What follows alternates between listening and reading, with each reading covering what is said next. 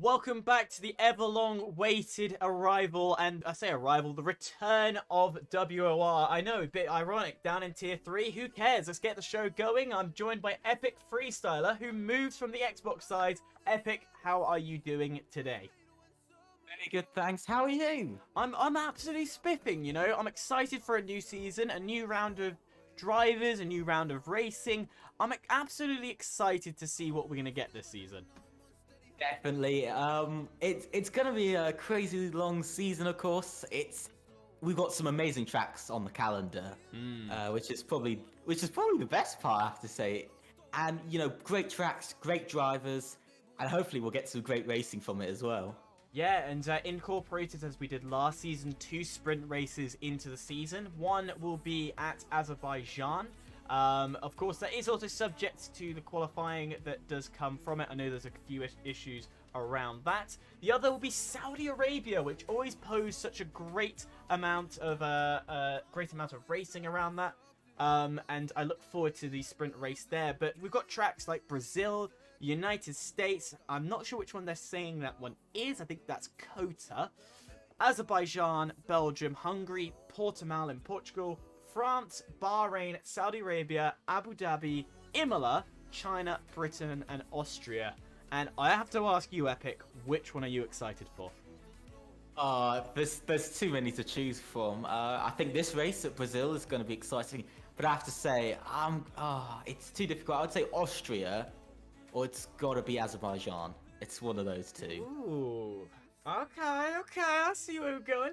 I'm going to stick with my guns. I'm going to stick with the fact that my love for Kota and always producing some absolutely amazing racing in the United States. So stay tuned next week when we have the United States Grand Prix. But I also love Saudi Arabia. The straight line speed that you get from this track, the drama that comes from it, turn 27 being a pinnacle moment that has taken win away from drivers on the last lap and on the last corner when they do a drag race down to the end. So those really are my 2 big tracks that I am kind of pumped to see. Now, let's talk a bit about the drivers, because Tier 3, it's changed up a little bit recently, and there's a few names that ring some bells, which I know, Epic, you've been looking at. Yes, definitely. Of course, one of the big names in this tier is Maloney.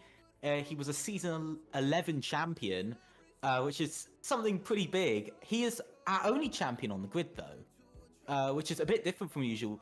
I looked last season in Tier 3, I believe we had 2-3 champions, so it's a little bit different. But we've got a lot of new drivers as well.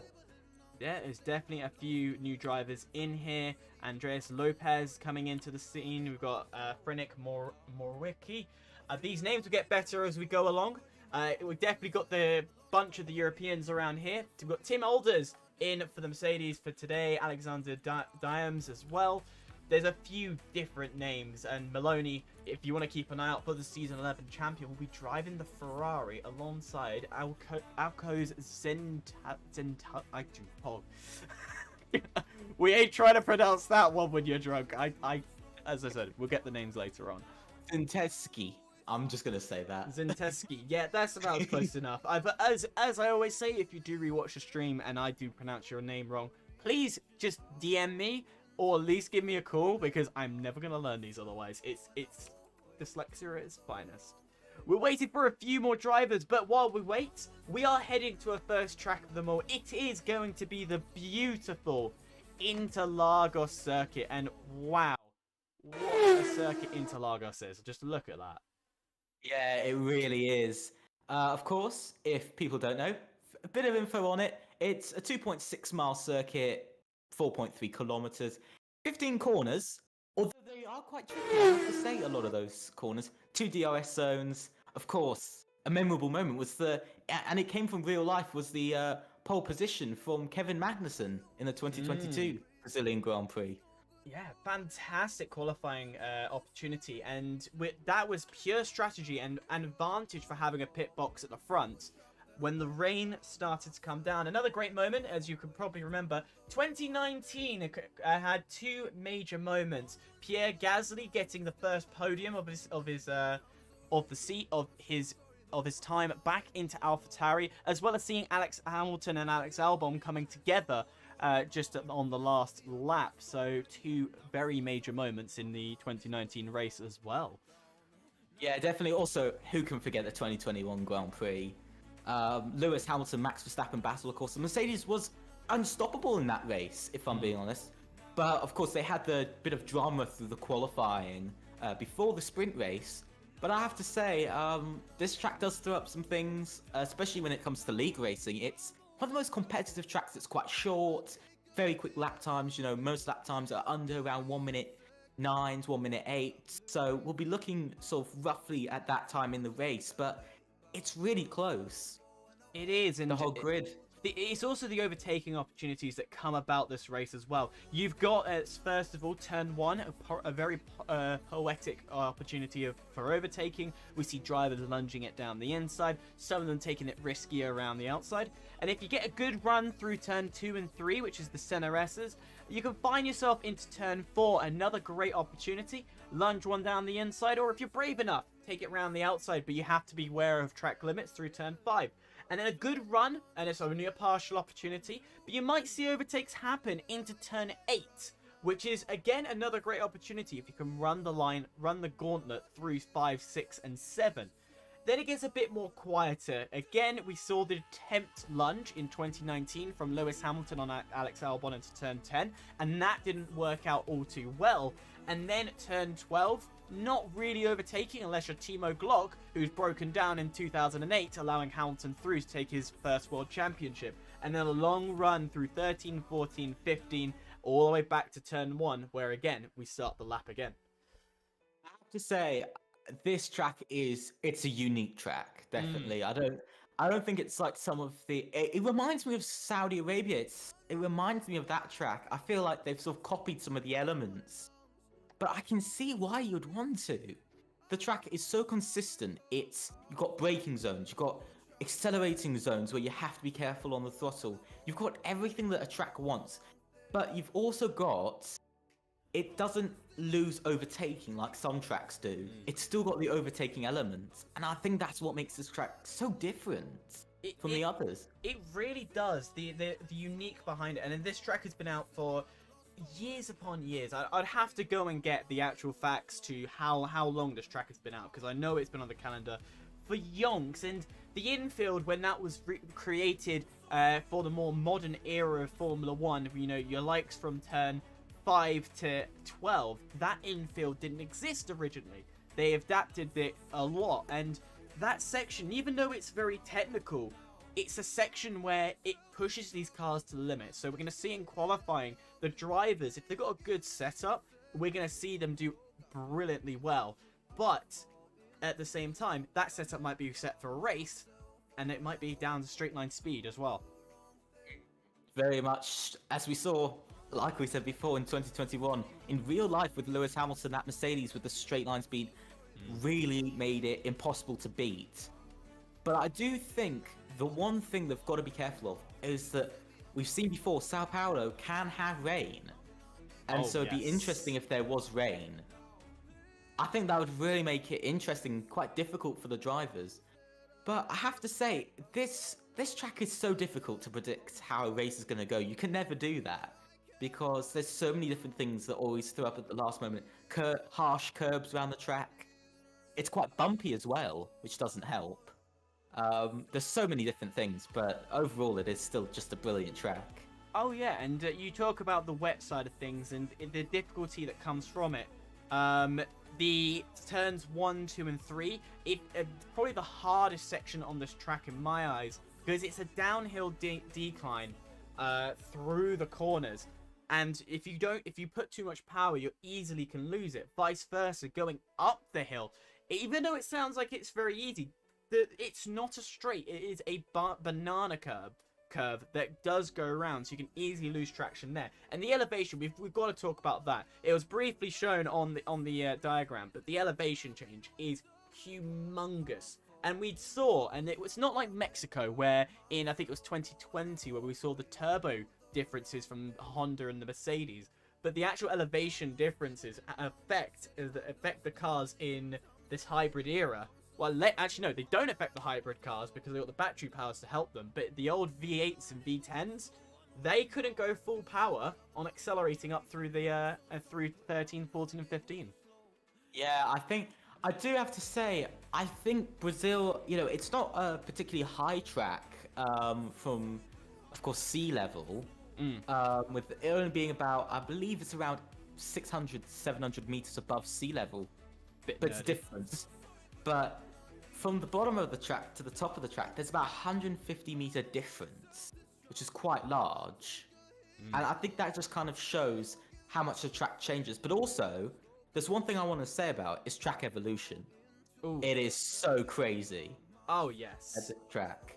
It's so difficult. Absolutely, it is. And talking about evolution, the lobby has evolved. We are now only mere seconds away until we can get into qualifying and back into a race of Formula 1. And it's been over Christmas break. We've been excited for this. I know you've been quite pumped to make this jump over from Xbox to PC. What is your expectations? Being the new guy in the PC scene, what are you expecting from these drivers?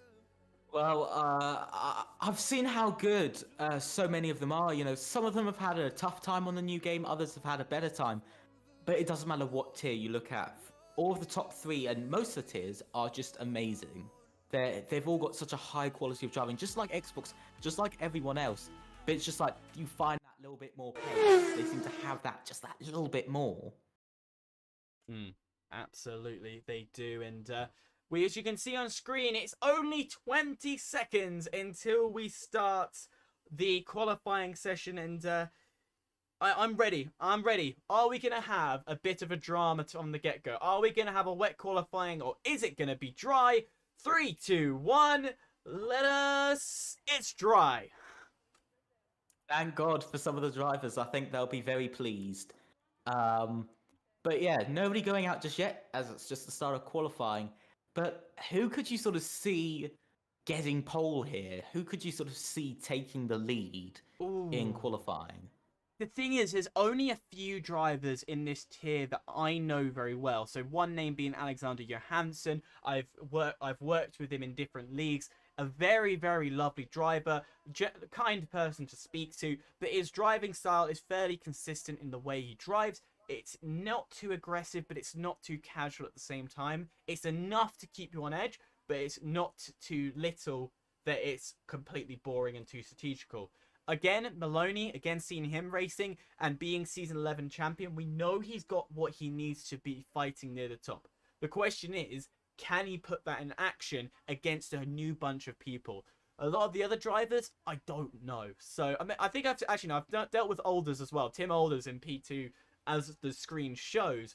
So again, I'd be interested to see how he performs, as finally there is a car coming out, and who is that going to be?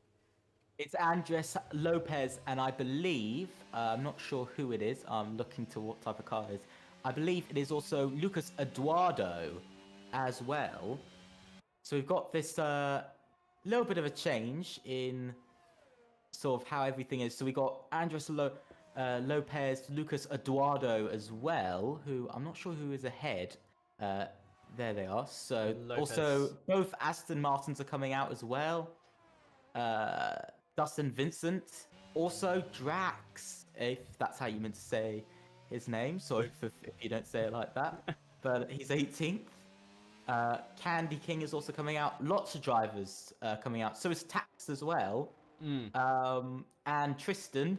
There's too many drivers. There's a lot. I think they're all coming out. I think on the consensus, everyone is deciding to come out. There's going to be the odd few drivers that go for the alternate strategy. And what we mean by that is there are two methods to play qualifying. One is follow the flow, as Lopez is doing. Being the first out amongst the first group. Go out, set a lap time while the track is, just fresh. It's not been touched. Do what you can. And then you come into the pits, wait a little bit, go back out again. And do that for, gonna get about 3 runs. The alternate strategy is mainly a 2-run opportunity. You go off the train, you don't necessarily go out at the same time as everyone else. You wait for drivers to set a lap time, and then you go and do it after. and try and Yes. beat. And from there, usually you're trying to capitalize on the track evolution. I've just realised something for Andres Lopez that could harm him a bit later in this lap is back markers. People who are just on their out laps. Because you can see there's quite a few towards the end if you look on the track map. Yeah. And I can see a Ferrari quite close. But I think they're going at decent pace. But if they slow down anymore, Lopez might have to let off because you can see the Ferrari is just round the corner. It's not that far away. But he should be okay. That's pretty good. A little bit of a slide on the final corner. But it's nothing too severe there. Might have lost him half a tenth, but it's not too bad. Coming up to line, it's a 1 minute 7.5 almost. It's a good start, I'm not going to lie. It's definitely a benchmark to set. Lucas Eduardo, unable to capitalize it. Only 0.01 tenths behind. So Eduardo Lopez setting the benchmarks and definitely setting a mark for the competition for today. Tom Alders is on a lap, and the lap time has just been beaten by Ian Van Unen, who will set it as a 107.4. So lap times are slowly decreasing. We've got Tristan. We're watching him in the Williams, seeing what he could do. He's apparently trademarketed his name. I don't know how he's done that. So if your name's Tristan, you're going through a lawsuit against this guy. But he's going to round the final corner. And what can he put in with his branded name? It's only 108, so off the pace by 0.6. It's not a bad lap, but it looked like he had a bit of a slide through a few of the corners, possibly as a going to see it. But Alexander Dimas goes up into P1 by about a tenth and a half. What a lap, and there's a Red Bull off as well in Sector 1. I believe it's Alexander Johansson there, or Johansson, whichever way you say it. He's off in turn 1. It looks like he has broken his wing fully. Well, that's not a good start for himself, and Dimas, going and putting in a decent time. Now, the question I ask you, are we going to see these drivers going to push themselves into the 106s? It could happen. It's very difficult. Of course, grip increases around this track, but there's not. It's very difficult with this track because it all depends on how many laps everybody puts in. For instance, as we're seeing a lot of people putting in 1 lap and then going back into the pits, that isn't really enough to get down enough rubber. Well, we'll have to wait and see. Samantria on a lap in the McLaren. The good old trusty Papaya team. They've been winning seasons in... They won... Well, the team won the F1 Esports. Can Itzvan go and demonstrate the power that comes from the esports team and transfer it through? His teammate's currently P10, Torlashi. Sorry, I'll get your name eventually. But he's going to be 2 positions behind him and split by a Ferrari. And I wonder where we've heard that phrase before. That I do think there's. I can also see called the Ningolo. Sorry for pronouncing your name really badly. Choose easier names. Yeah. But as he comes round, coming onto the straight, looks like he's a little bit off on the lap time anyway. He goes to 9th place. Not bad, but still over 3 tenths. 3.5 tenths off of P1. So there's a bit of a gap. We see the Ferrari of Maloney, which I forgot to say about, up in 8th. But that's not bad for everybody's first laps, to be honest. Very consistent from a lot of drivers. I see Drax is on a lap. He's come out quite early again for a second run. Possibly trying to get all the sort of runs out of his tyres that he can, but he's got to be careful because the track really grips up towards the end of qualifying, as we know, like usual, but he's going to go into the pits anyway. Yeah. Not too bad, though. To note, the top 3 all extremely close within themselves, all within a tenth of a second. And then you go a bit further down, you then got, a little bit of a small salt pocket there. But a lot of the drivers are finding themselves 3 to 4 tenths behind the leaders of this race at the moment. So there is room and area for a lot of these drivers to close down. And it is very easy to do. Sector 2 is going to be the most predominant area to gain and lose time. This midsection round here, we're talking in the likes of turns 8, 9, 10, 11. critical moments because of the slow nature. Less so 11, sorry. But definitely turns 8, 9, and 10. They're slow-natured corners. You're going to see these guys trying to apply as much throttle without the car really kicking out as much as they can. And I think Lopez is on a lap, and has there been an improvement? There is an improvement to P3. Very good lap there from Lopez. I'm currently on board with Akos. I'm gonna call him that because I can't. I just can't say his surname for the life of me. Very sorry to you. But Akos coming up. He's gonna be the next driver to cross the line. Let's see what he can do. He currently set a purple in the middle sector. Not sure if that's just the game being glitchy though. But it looks like he is actually on a very good lap. He goes P6. 10th and a half now, splitting the top 7. That's pretty close.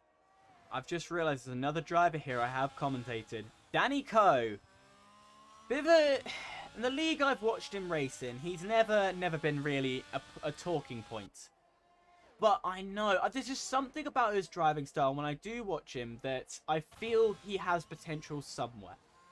It's just, can he get the pedal to the metal and put in the pace? And I almost root for him every time he comes on track. But... I've not seen him win. I've not seen him get a podium to my knowledge. I might be completely wrong and he has done it and I'm dummy as hell. But from the last time I remember, he hasn't. Ian Van Unen goes and puts it on pole with the Aston Martin at 107.2. So we're still struggling to hit those 106s. Yes, I also want to talk about Dustin Vincent. He improved by 6.5 tenths on his lap to go to P6. What a lap from him, to be honest. We're going to see who else is on a lap. Going across the line, puts himself into P3. So this qualifying is... The door is open for this qualifying. No one's running away. Everyone has been able to reply back. And realistically, you look at those numbers, they're actually quite consistently going down the board. And... Yeah. It's anyone's game. Of course, the ones near the back need to find a lot more pace.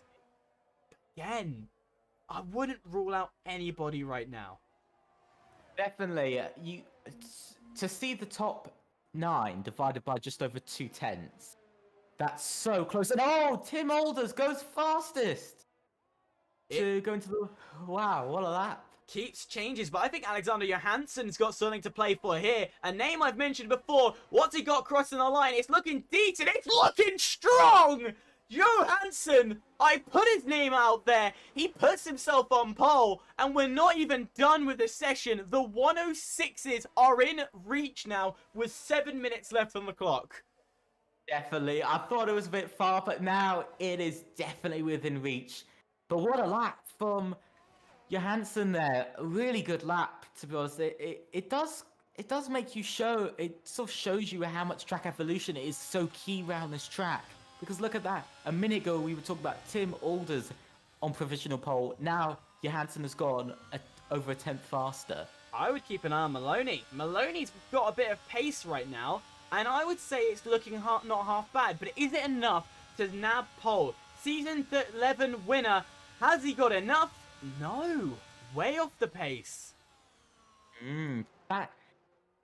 As we know, Maloney in the last season in WOR had a bit of an on and off season. By what I know, he had a bit of an on and off season with results. Same with also season 12.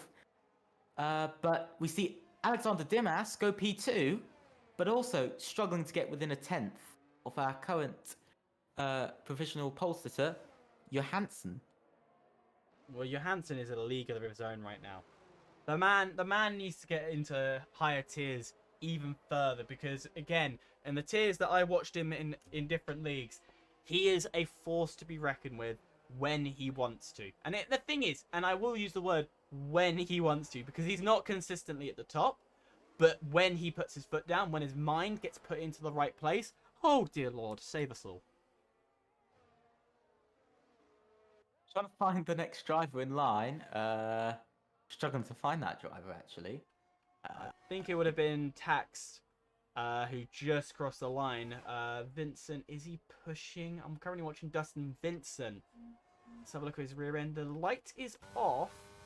and half charge on his car. So potentially a lap. Let's see what he can do into sector 2 as he comes through into turn 8.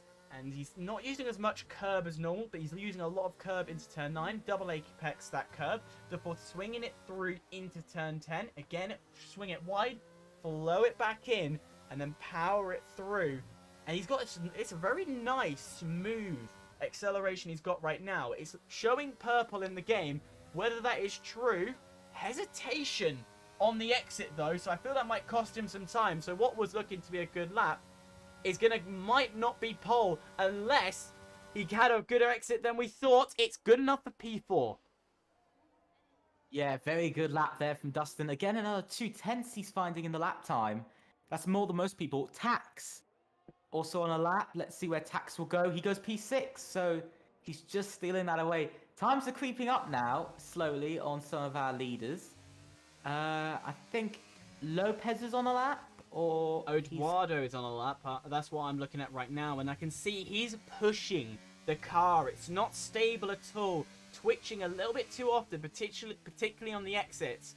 As you watch here, watch as he put his shit down. Oh, that one was a bit smooth this time, but the other two slow corners, the car was really twitching, and he is going for the curbs. You're not supposed to eat up those curbs, my guy. You're supposed to leave them be, but it has that aggression paid off, and only good enough for P9, so an improvement for himself.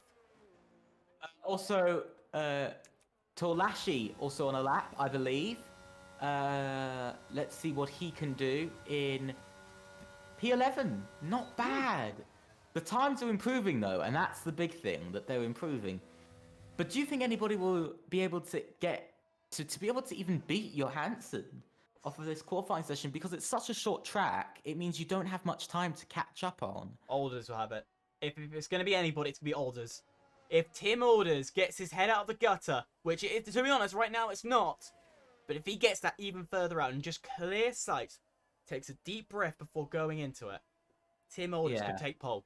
He's got potential, but then again, Alexander Dimas is also a very, very strong contender as well, being in the position that he's in. But there are so many good names here. Anybody down to P8, if they put their head down, they've got something. From P9 onwards, you are looking for a lot, which I don't think will happen.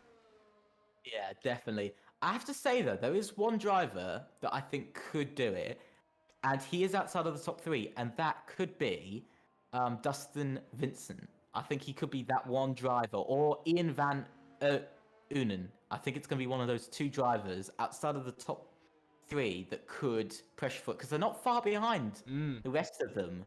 So it's really, I would say it's a top 6, probably about a top 7 shootout. And by the way, have you looked at Eduardo and Tax? They've got the exact same time.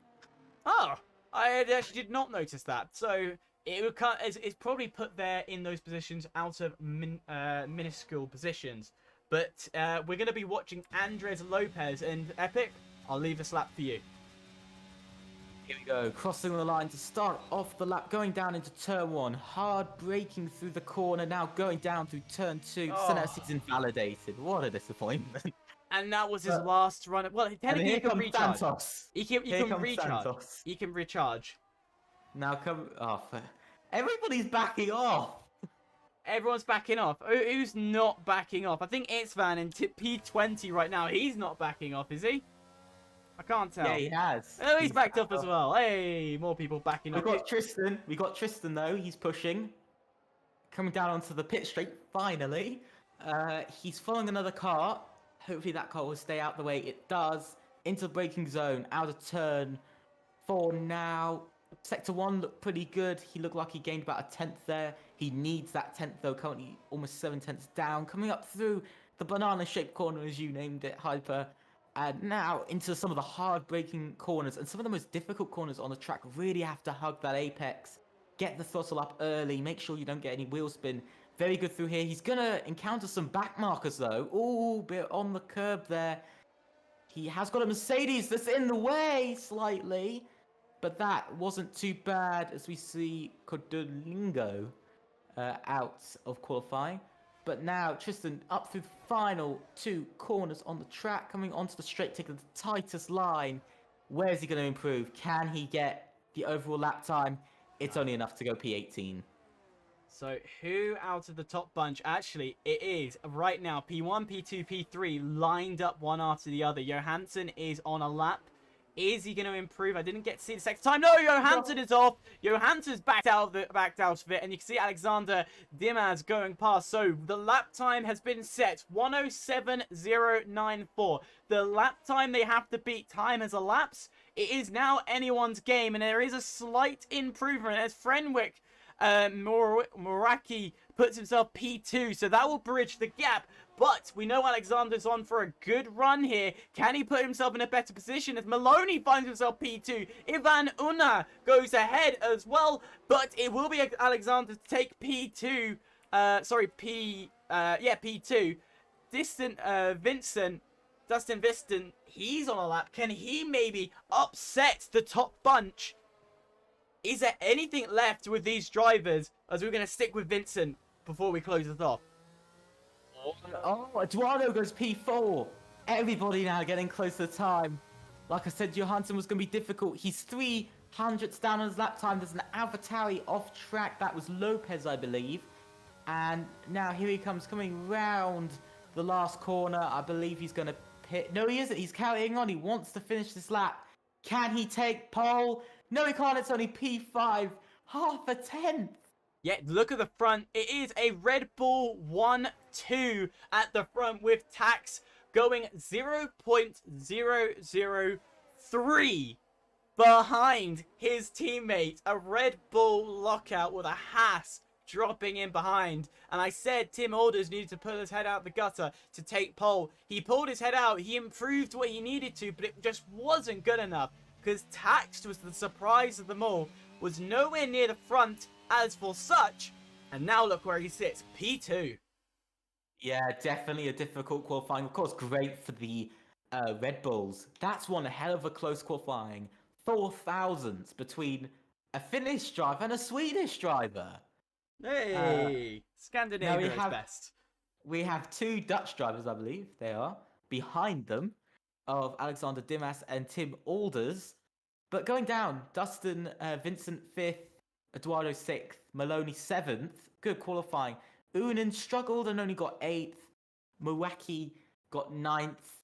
Jack Dan got 10th. An Englishman, get in there. Brazilian Santos gets into 11th. Lopez 12th. Candy King 13th. Akos 14th. Torlashi 15th.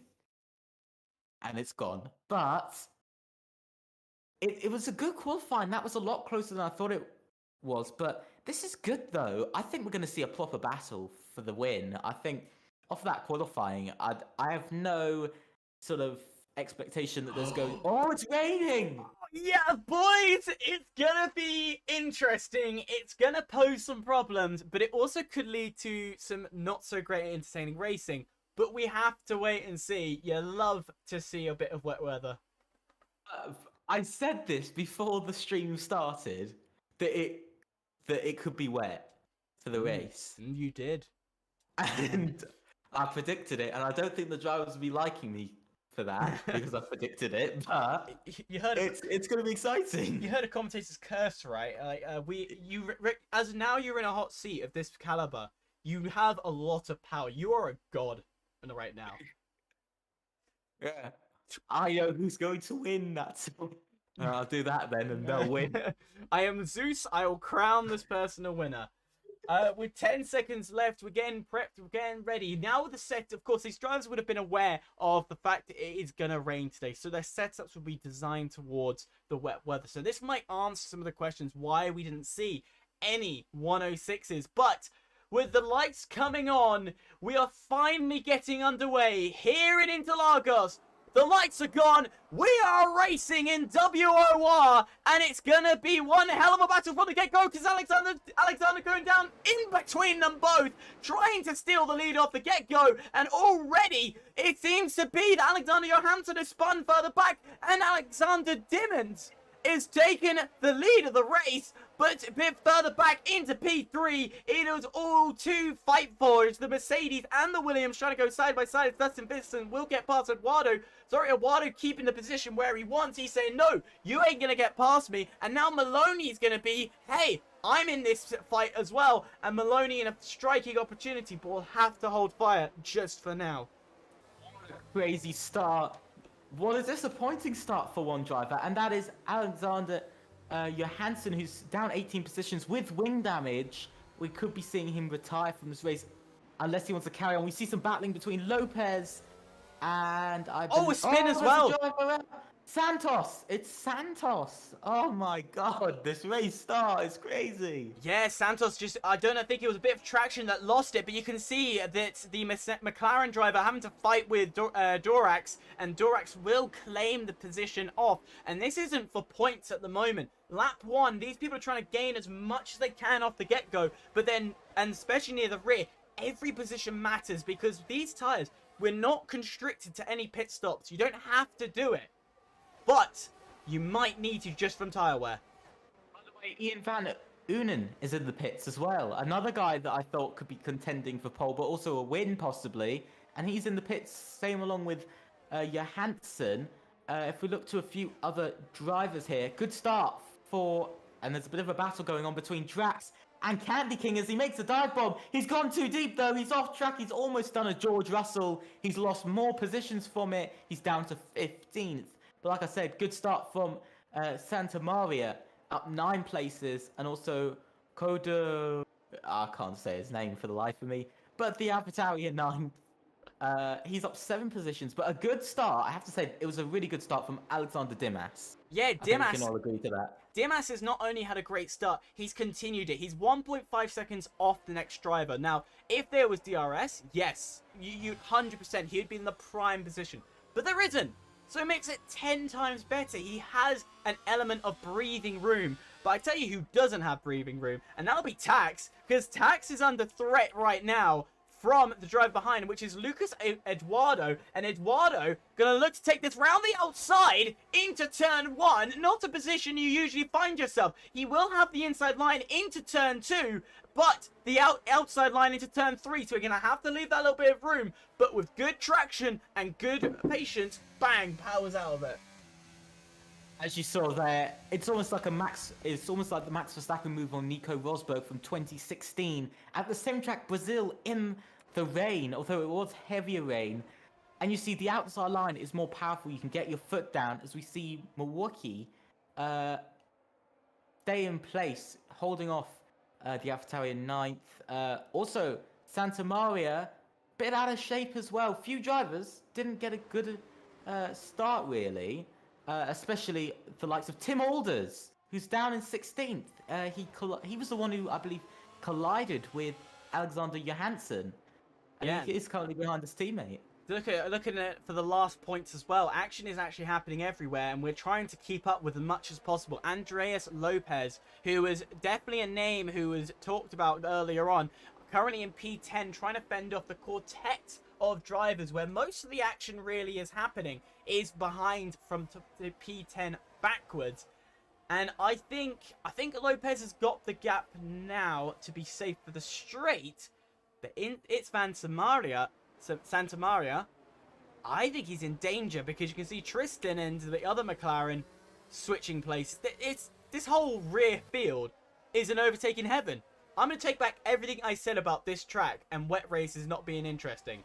I am completely wrong, because now look at Drax. Drax is going to be trying to go around the outside of the McLaren.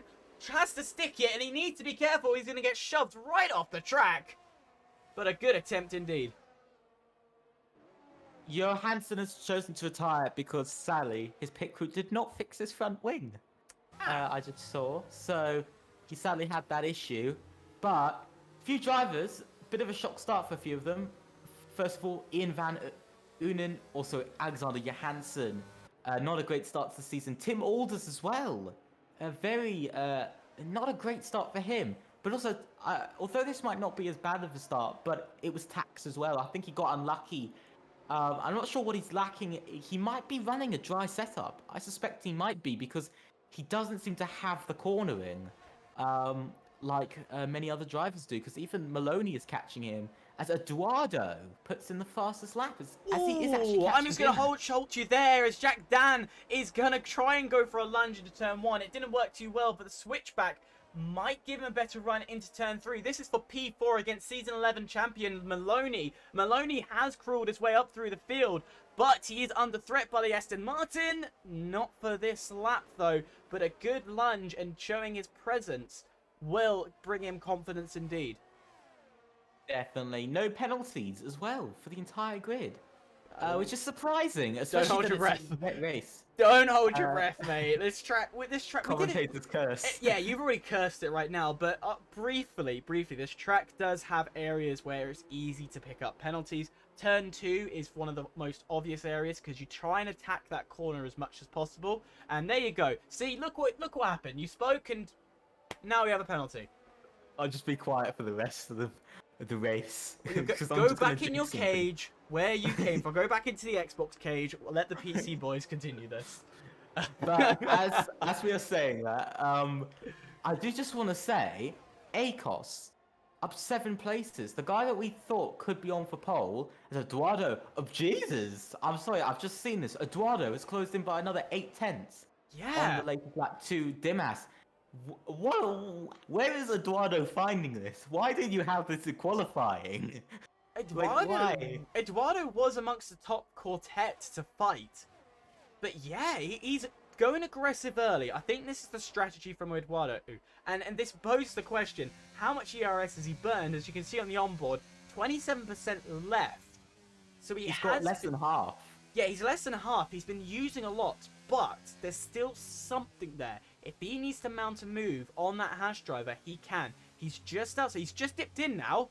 Dipped into the second mark, and he's still closing on the Haas. Also, by the way, Tax is also closing in on Eduardo as well. He's closing by about 2/10. But also, if we have a look, Tax has over 80% battery compared to the 2 in front of him who have less. Although with Dimas it isn't much less, Eduardo has a lot less. He's about half what Tax has.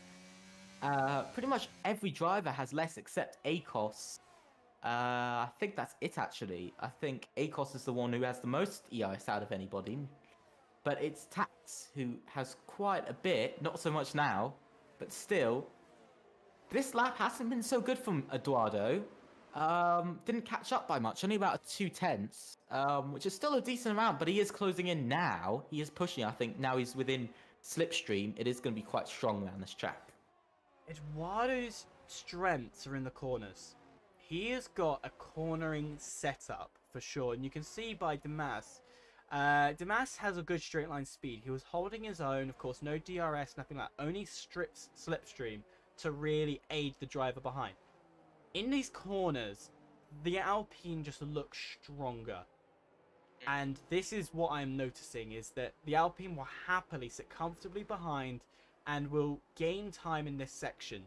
I say that as the time does go up, but the 9 times out of 10, the previous laps, that's where it's coming from. Look here, great exit, great traction through these swooping sections. It is favourable, and it's a purple middle as well for Eduardo. So again, proving my point, come to the straight, he's in a better slipstream situation, but it stagnates here. He just can't close because of the straight line speed that Haas has. I just want to say, Tax is coming back with some pace. I mean, he's come back with some serious pace. Half a second in the latest lap. I think what's happening is dirty air, and that's affecting Eduardo. So Eduardo's really got to get past Dimas quickly, or Tax will catch up. Because I don't think it's just dirty air. I think it's also because Tax has found some really good pace, because he's even splitting away from Maloney. He's split away by about 9/10 so far in the last 2-3 laps. So it's quite a bit that he's split away from Maloney. But by the way, it's gone a bit quiet now, hasn't it? You used the Q word. Of course you had to use it. I want to make a little point. I'm on board with Eduardo, but I'm not actually looking at his driving. And this is big brain stuff. This is knowing the game well. As Eduardo lunges in, and trying to gain more time, I'm looking at the rain that runs off the car, because that is a lot less than it was before. So I feel this race can turn into a dry tire race. Probably I would say near half race distance, maybe a bit further, get a little bit of the end of dry racing. But as of right now, the rain will still hold persistent enough that we're unintered.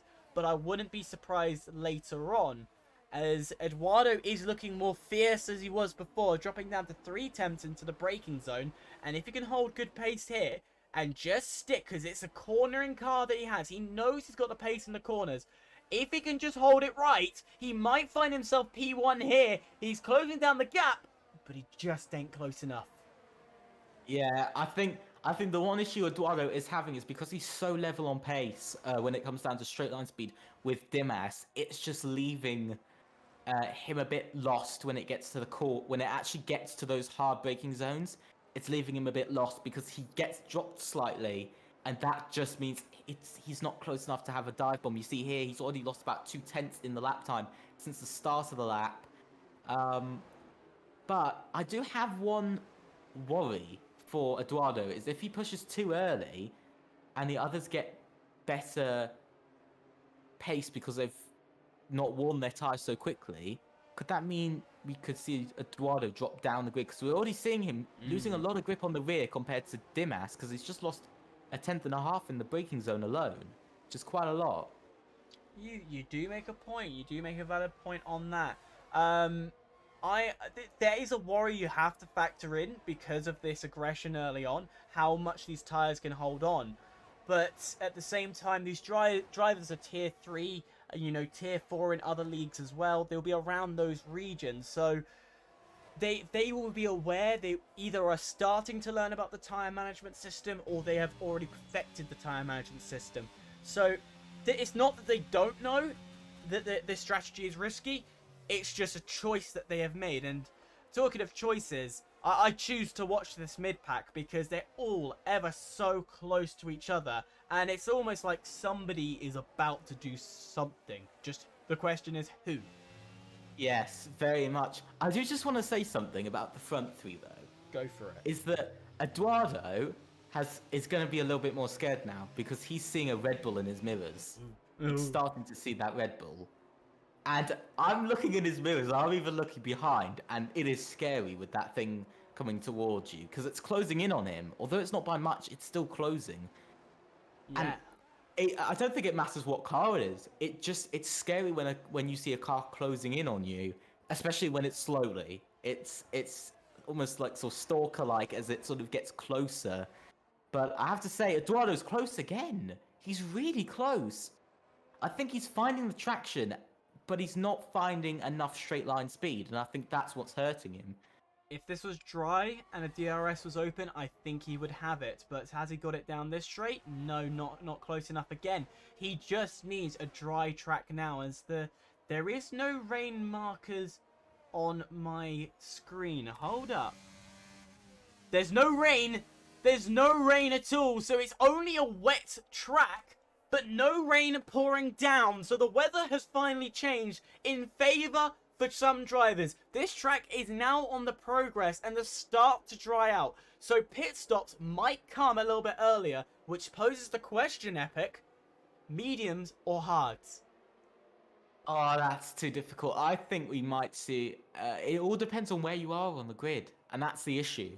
I think that's the problem that I think Dimas, Eduardo, and Tax are going to have. Do they want to cover the guys behind them, or do they want to try and go risky and try and get further ahead?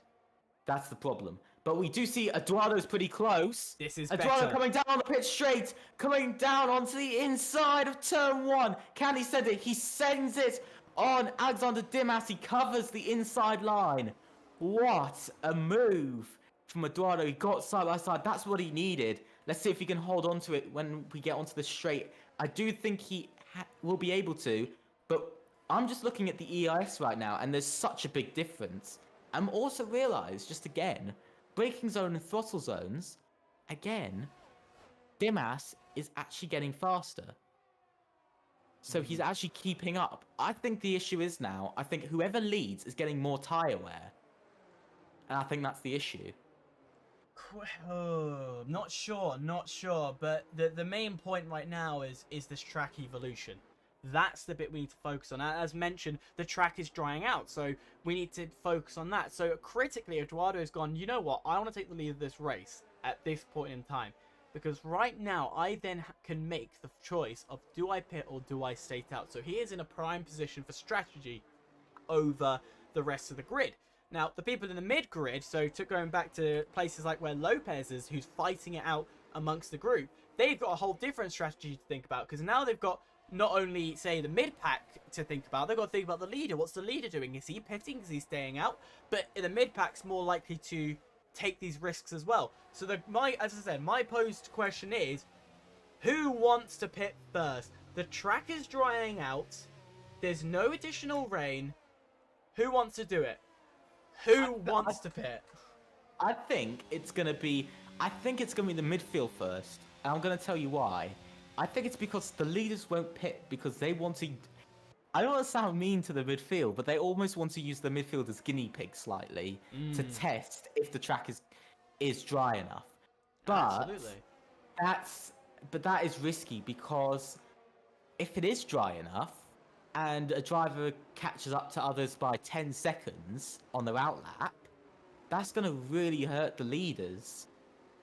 But I think the biggest worry they have, and what they really need to focus on right now, is when is the track actually going to get dry? When is the dry line going to actually come in? Because at the moment, I'm still seeing it's quite wet. It's still a bit wet. It's still a bit too wet, I would say. But we know with this game, it is a little bit tricky. Yeah. There's only certain things you can see from the car. So normally I look for streaks on the halo.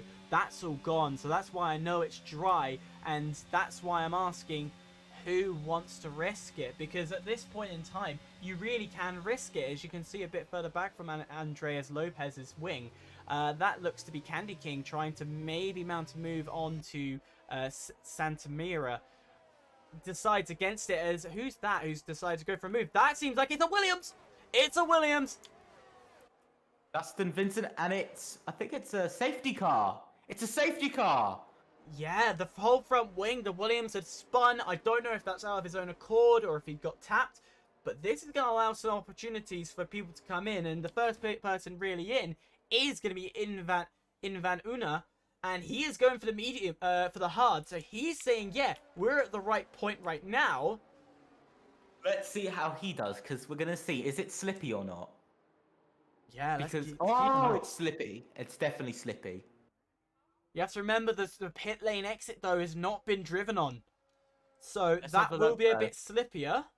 They're not going to have this information, though. None of these drivers. Maybe Jack Dan, if he's in the same call within Van Una, might have the call. But other than that, no idea. How's he holding it? It looks slow. It looks... Well, he's under safety car. Oh, no. It's definitely not. No. It's not ready. Oh, the leader's gone in! Eduardo's gone in! Oh. He's gone in too early, I think. Off of Van Unen. I think he's gone in too early. Look at Unen. He's okay. He's struggling. Counter argument, though. Counter argument. If you go in at this time, right, you're under the safety car. There's still more time for that track to dry out. So you're using the track to you're kind of using the safety car to go, right, the track isn't ready yet, but I can do something with it. But I tell you who's going to get screwed over here, Alexander Dimas, for not pitting. If he's messed up this strategy, if Diams is messed up here, it's not going to be good. Because he's going to go all the way back. But Tristan, P2, if these two have done the absolute dummy on the rest of the grid, that'd be incredibly intelligent. Because look at the rest of the grid. They can't even go full throttle. They're that scared. Disqualified. Candy King. Oh. Blocking the pit lane. He spun, I think. Yeah, I think he spun. Oh, look. Van Unen. He's back in. He's back in. Talashi's out. Talashi. He's out. Oh my, so already getting some dramas underneath the safety car. But look, Van Unen's gone back onto mediums, but it depends. Let's have a look. How is everybody... Look, they can't even go 100 miles an hour through this corner. They're really struggling. They really are. They haven't caught up to the front. So the two at the head who've gone, yeah, we're sticking on for the inters just that little bit longer. might have worked out for now. But this is the thing. It's for now. And when the safety car ends, they will have to pull away. They will have to show that those intermediates were the right choice, gain enough of a gap so when the tyres do change over, their tyres are fresher, they haven't overheated, and they're not slipping left, right, and centre. So there's a lot of factors here they've got to be aware of if they're going to stick with the strategy they're on. By the way, Danny Coe did just spin it. He did spin it. That's why he lost 2 places, if anybody is wondering. But it's difficult. I'm not seeing a dry line. Even with the off-ball camera, I'm not seeing a dry line appear. Drax has gone into the pits. Let's see, what is he? He's pitted for Inters. He isn't Has happy. he done the strategy? Has he maybe done? It's difficult because it just doesn't feel like the track is drying. It doesn't look like it. And I don't think we're seeing the drivers feel like it's drying either. No, and the thing is, there's no indications as well in the car. So you can see me occasionally drop into onboard camera. That's me trying to work out the rain situation. Are we going back into another raining session, or are we sticking to the dry? We have no confirmation DRS has been enabled. So as of right now, the game still considers this track to be wet. And wet enough that the DRS cannot be activated. But I think we're going to go for one more lap of safety car. And then we should be good to race again. Definitely. I have to say though, look at how long it's taking, what is it, P9 to catch up. Look at the distance between P8 and P9, 10 seconds. That's the gap. And they've had 2 laps to catch up as well. I'd usually expect after about a lap and a half they would have caught up, about, P9, P10. But not be this far apart. Look at the back of the grid. Look at Tim Alders and Danny Coe. They haven't even finished their laps. They've just gone into Sector 3 as the leaders are going into Sector 2. It's quite far back, but again, as I said, the game won't stay out for too long. As I said, I would highly believe they're going to go into It's gone back to mediums. Oh god, Drax really does not know what he wants. But that then answers a question. Is Drax been the one to go right? It's dried. It's dried. The track's dry. Look at it. You can see it. So what was going to be good for Alexander Dimas, who'd been leading this race, well, he'd been putting on a show to take the lead of this race, ain't looking too good now, boy. Well, no, he was defending this race, sorry. So, no, he was defending this race, and then he allowed Lucas Eduardo to get through. And now it's not paying off, as we're coming across the safety car line. Safety car in this lap. How exciting. By the way, I have just seen in the distance, there's a big grey cloud coming towards the track. Ooh, more rain? Possibly. And so, could this be strategy from Dimas? Could this be strategy? Well, I'll tell you what, we've only got a few laps to find out. Dimas is pouncing, and he is going. He ain't waiting too long as he goes across start-finish line. But it's going to be Eduardo who's going to say, no, you know what? I ain't going to wait too long. I've got medium tyres that are dry. You're still on inters. And immediately gets past Tristan from the get-go. And Eduardo, you know he worked his ass off to get past that Haas driver from the get-go. He is going to do that once again, but he's not going to take one driver with him. He's going to take 2. Oh! Dimas going for the aggressive line. Still holds the position, but just can't fight it out. But that's going to open up the door for Tristan as well, as Tristan takes the position off Dimas for going aggressive. And Dimas were going because Tristan went wide. Again, those tyres are they're overheating. That's what's happening with these 2 cars now. So the tyres are not in a great position. And that's now allowed Tax to get up the rear end. And Tax to be the next drivers to navigate through these guys. And there he goes. You can see Tristan's trying to fight it. I don't think he can really fight that. Look at that speed round the outside. There's just nothing that can fight that. And also Dan is also fighting his way through as well. I was wrong. I'll put my hands up to that. I was wrong. I thought this would have been a good strategy from Dimas. He's into the pits. And so will Tristan. He's also into the pits. Dan got a good launch off the other drivers. He's going to try and look to the inside. Inside corner into the center S's. He doesn't have his full nose across, so he has to relieve the position and give it to Taxed. But a good attempt indeed. But the person who's got off best, who's gained the most out of this all is Lucas Eduardo. He put in all the work from the get-go. From lap 1 to I think it was lap 13 when we got the safety car. He put himself into first, was like, you know what, it's a little early, let's go and pit with the rest of the guys. Goes on to mediums, and then another 2 overtakes later, and he's back at front again. Are you sure though? Because look at where Ian Van Unen is. He's P9. He's gone from last to P9 because he pitted earlier than everyone else. Pitted 1 lap earlier. But I don't think he's really going to be in it for contention to win this race, though. No, I don't think he will. But to be honest, look at Eduardo though. He's ahead of Tax by quite a bit already, by about 3 seconds. But look at the battle though for P3. Well, P2, sorry. DRS is enabled. This is going to make the fight even more interesting as Jack Dan, Maloney, and Koda Ningolo is also catching. That's a most difficult name. Why? We're calling you Cordor now.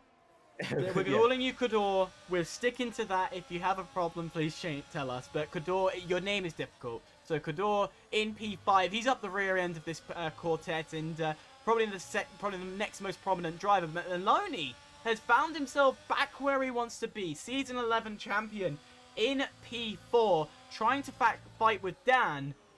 And he's going to have a little fight in his hands because it's going to be a battle for P2. The train does snake around.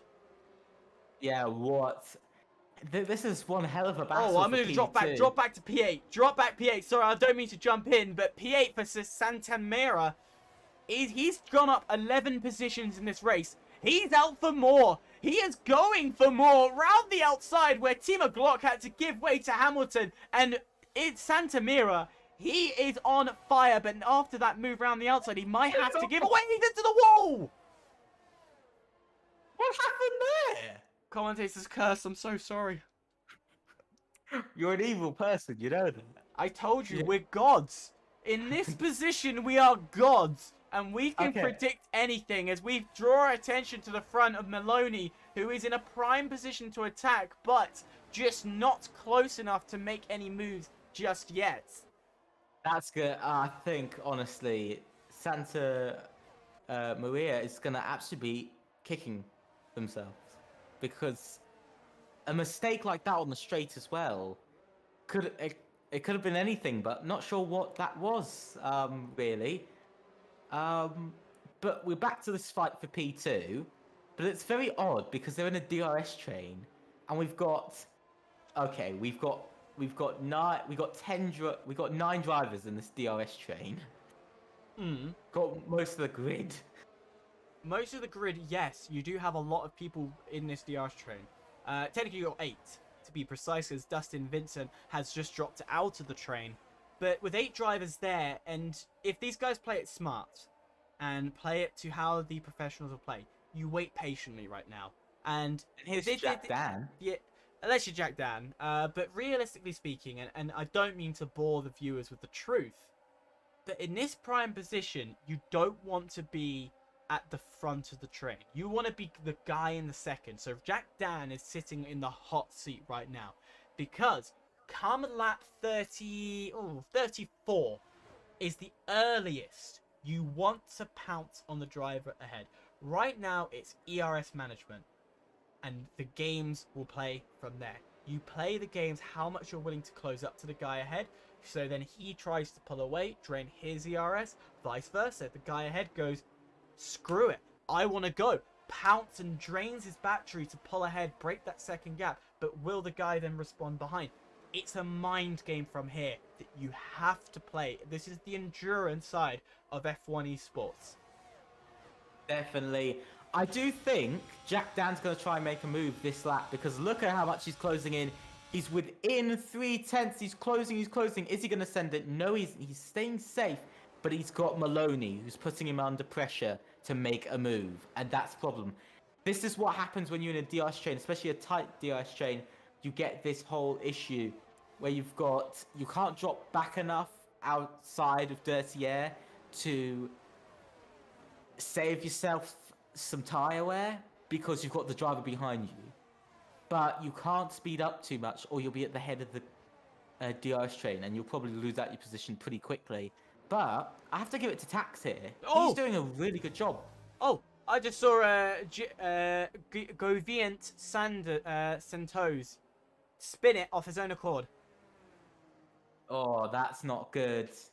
He does have a penalty anyway. I believe he has a 3-second penalty. I'll double check 6 that. seconds. Oh. Yeah. That ain't a You're not sign. coming back in the race, mate.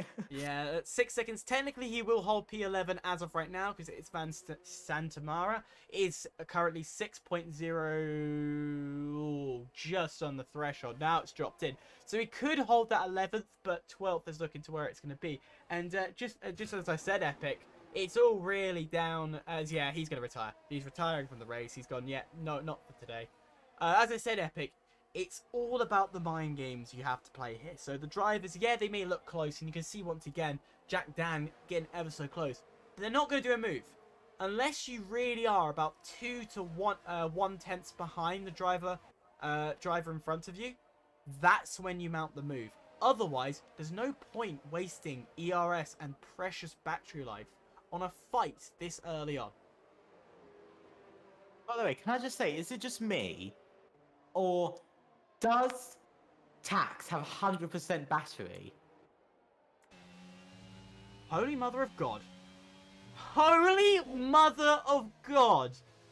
This guy's going easy. He's not even using it. What? Look at him, he's not even using it. What? Wait, what? Huh? But this makes no sense. He's got a raging Aston Martin behind him, a former sponsor to the Red Bull team. Right up your ass. Pushing you all the way down the straight. And you're not using ERS? I guess I think I know what he's waiting for. He's waiting for Eduardo to use all of his EOS. No, but Eduardo won't. Eduardo is not even in this question. Eduardo won't be even a conversation we're having. He's 3 attempts ahead. He'd have to tremendously mess up, commentator's curse, for him to end up in a fight with P2. Right now, Tax is playing the ultimate game. These guys don't know what percentage the driver ahead has unless they're listening to this audio. If they know now, well, you're absolutely screwed because Taxes could pull away when he wants to. And he can put in a stonking lap at that.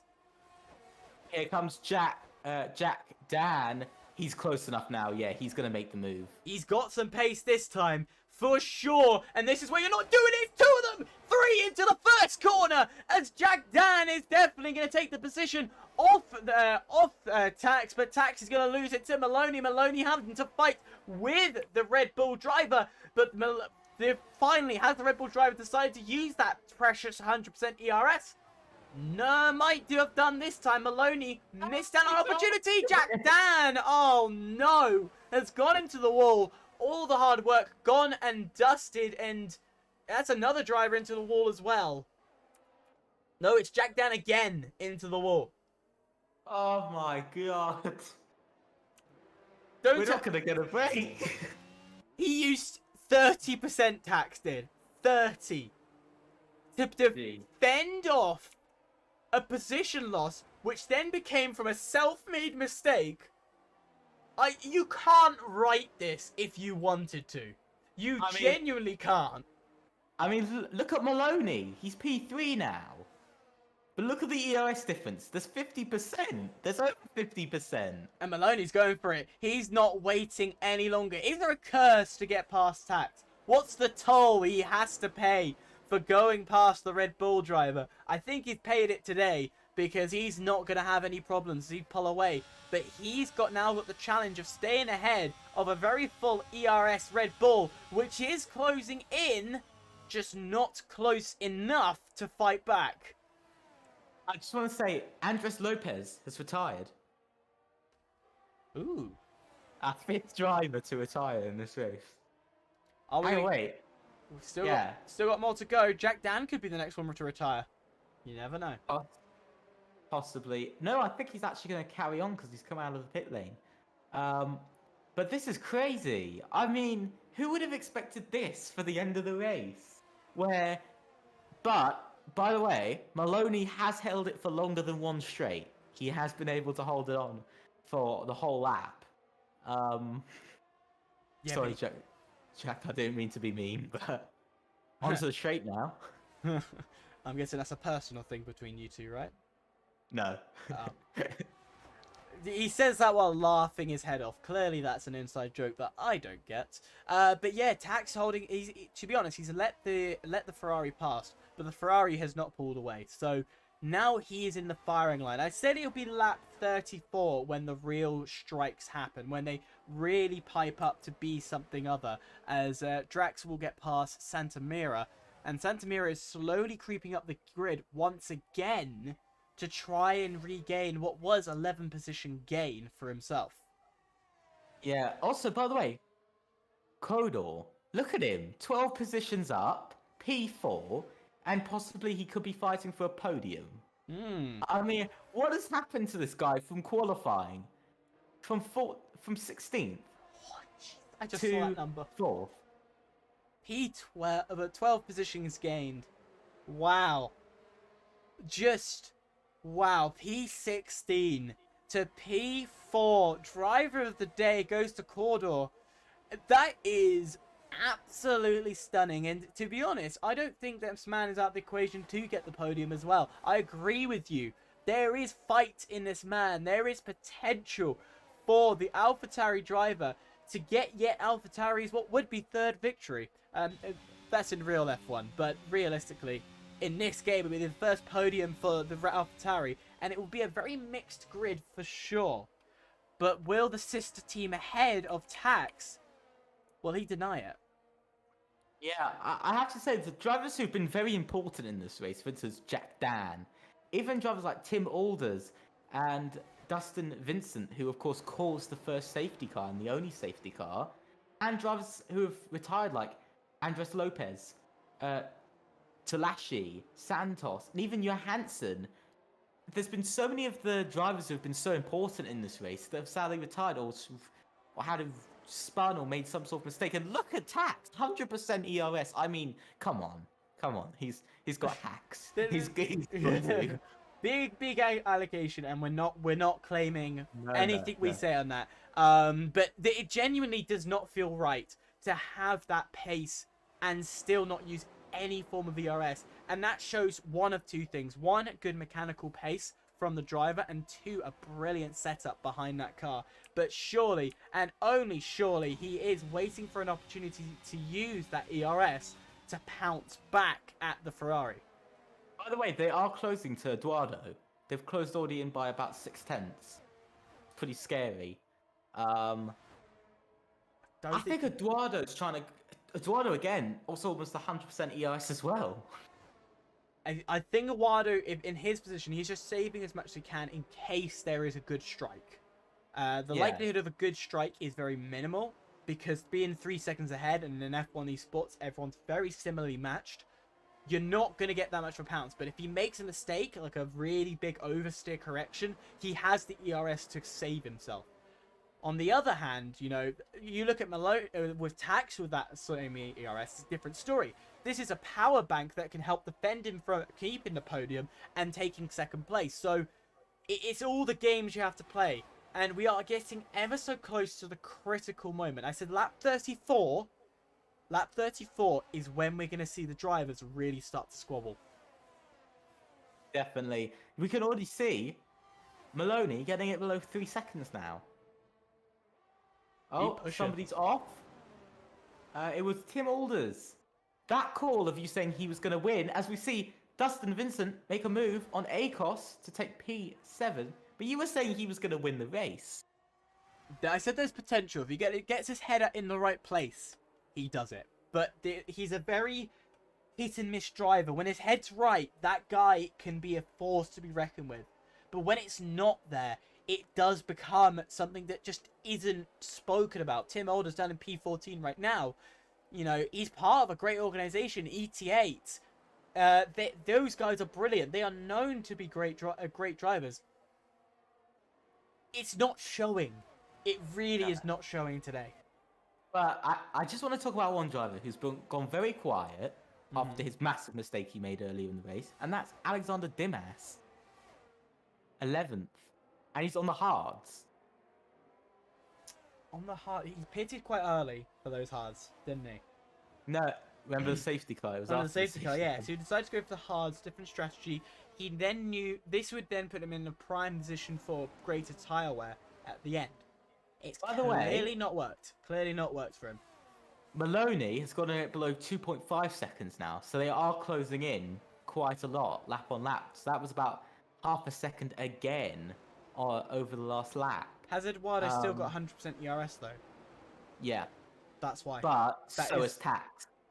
That's the difference. I know, but even so, Eduardo's not using his ERS. He's not. I think, from what I've been seeing, I know that Tax does use a little dab here and there, but not enough that it's enough that it will give him something, but not too much that he can't recharge back to 100. But Eduardo, he's safe right now. At the pace they're closing in, they're not gonna catch. So I'm not concerned for that driver. As who's that? That's gonna be in battle for P5 as I finally get it. In Van Una will go for the overtake past Frenwick Morawaki, and will get to P5 off the the Alfa Romeo driver, and he needs to close that gap pretty quickly as he has less than 10% ERS himself. You think it could be more weak? It could be that. I was just thinking of the name. Correct us. I will print out a pronunciation sheet afterwards, and we'll get this right. Yeah, but as we see, okay, I do just want to say, great race from Eduardo, but I give it to big snap from Maloney. That's going to pose an opportunity. Tax is going to see that, and a free opportunity to try and capitalize on it. Down to 2/10 behind. I told you lap 34 when things open up. The start-finish, the leader is going to cross the line, and all hell is going to break loose. And Cordo is actually going to be the next one who's going to mount an attack. They're going to go around the outside once again. A double overtake into turn 1, and you love to see it as Tax will take the position, Cordo will gain a position as well, and Maloney will drop down too, but the fight is not over. Cordo, with great pace right now, is going to find himself round the outside, or the inside of the Red Bull driver, so not one, but 2 positions for the AlphaTauri driver, and Maloney is going to get a sniff, a resurgence essentially, to try and get back at the Red Bull driver later on. Definitely. I don't think that was a mistake though from Tax, because again, he's found himself not leading the train. Last lap lunge. That's what it's going to be. Yeah, definitely. 100% still? I agree. 82%. 81. Still. Massive amount. He is waiting till the last lap to realistically He's using it now. Ooh. He's about 10% there, Oh. just to keep up. We're getting excited by a little bit of big chunks, but you can see a bit further back. That's Van Une. He's out of EOS, by the way. He is out, but he was looking down the inside with good straight line speed and natural DRS as well. Oh, and Maloney's gone wide. Oh, let's give it a free overtake for the Aston Martin driver. Caught on stream, caught in 4K. Not what you want to see. By the way, looking a bit further back to Dustin Vincent, battle for P7, bit close. Nothing's gonna happen there. Bit disappointing. I thought something was gonna happen, something interesting. But Drax, nobody's making a move. No, Drax did make a move. Drax did. It was Santa Marina getting the move onto the straight.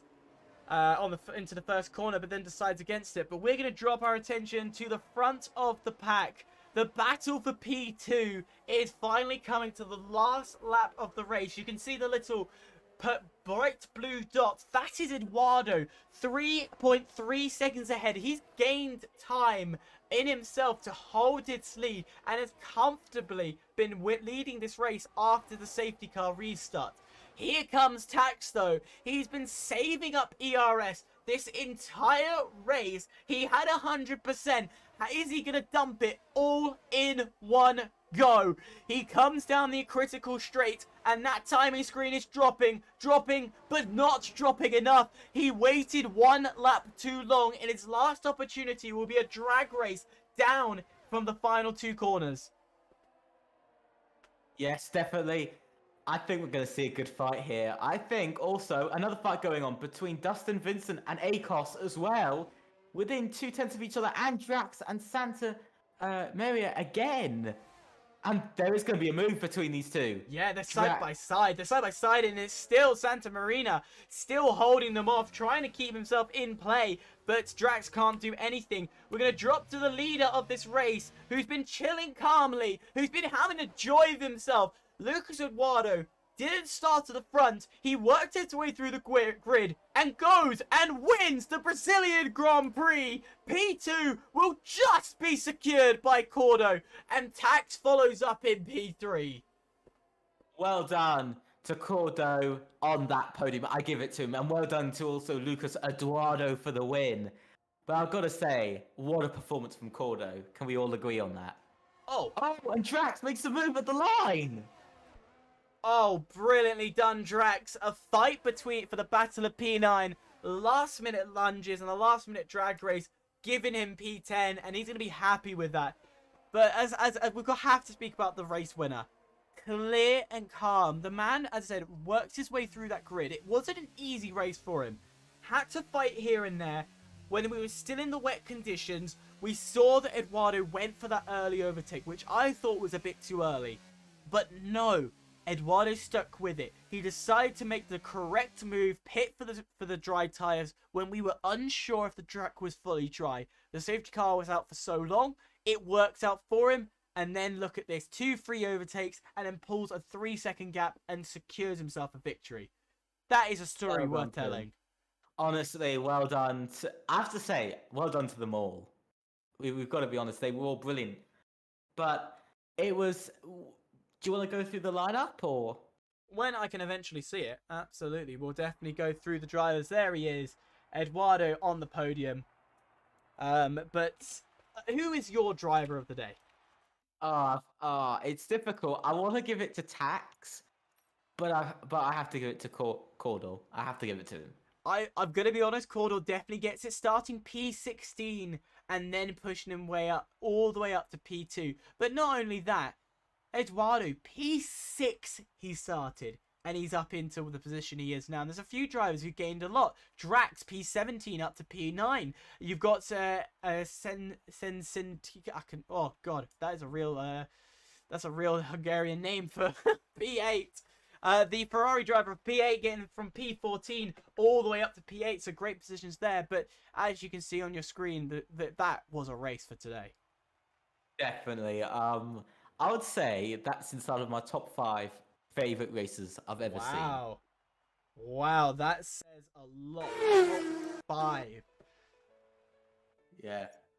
I think it's close. I'm a little biased because I have worked with development drivers and seen them fighting, to reserves and development drivers fighting amongst each other. That's my top 10 area. So, but this definitely ranks high in top 10. This is a brilliant race to watch and entertain us all from start to finish. Talking of entertainment though, the entertainment does not end. We are continuing the action, we're continuing the fun. Next week, we are heading to Austin, Texas. I assume that's Austin. It says US. Austin, Texas. Are you excited for Texas, my guy? I definitely am. One of my strong tracks, and I miss it because it's such a good track. It's just amazing. Great for overtaking. Come on, look at the real life race. Oh yeah, great overtaking, especially into turn 12. That long straight, good exit on turn 11, down into turn 12, and then the whole of sector 3 is just a haven of side-by-side overtaking that can be a joy to watch. And if you want that action, well, let's just say January 23rd is when you want to book your diary. It is going to be a madhouse indeed. Any last words from yourself, Epic? Thank you for watching. That's my last word. Absolutely, and thank you all for staying tuned. Hope you have a great time and enjoy the rest of your day.